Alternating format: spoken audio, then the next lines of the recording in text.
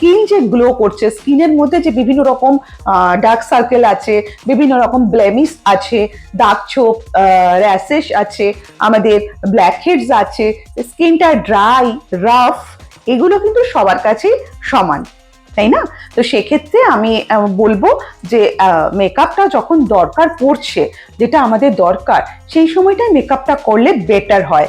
Otherwise আমাদের কিন্তু skin কেয়ারটা করাটা খুব জরুরি। আমাদের ওপর থেকে সুন্দর থাকলে হবে না, আমাদের ভেতর থেকেও স্কিনটাকে গ্লো করতে হবে, তাই না?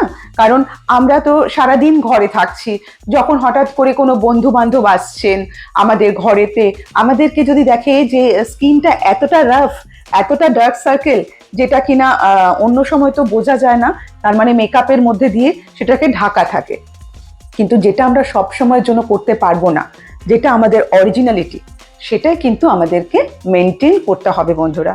আমাদের স্কিনটাকে প্রোটেক্ট করতে হবে, গ্লো করতে হবে ইন্টারনালি অ্যান্ড যেটা দরকার, কারণ আমাদের মেকআপ দিয়ে সেটাকে ঢেকে রাখাটা উচিত নয়, তাতে স্কিনটা আরো খারাপ হয়ে যাচ্ছে। যাদের বয়স হয়েছে ঠিক আছে, বাট যারা ইয়াং জেনারেশনের ছেলে মেয়ে, তারা কলেজ যাচ্ছে, ইউনিভার্সিটি যাচ্ছে, তারা কিন্তু মেকআপ চড়িয়ে যাচ্ছে।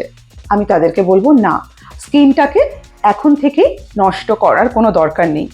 আমাদেরকে এমনি যদি আমরা ভালো মন্দ খাওয়া দাওয়া করি, যদি আমরা প্রপার ডায়েট মেনটেন করি, আমরা যদি তেল মশলা কম খাই, যেমন অয়েলি ফুড, জাঙ্ক ফুড, এগুলো যদি আমরা কম খাই, একটু জল, একটু ফল, সেটা যদি আমাদের শরীরে আমরা যদি সেটা আমরা খাই, তাহলে কিন্তু আমাদের গ্লো অটোমেটিক্যালি হবে।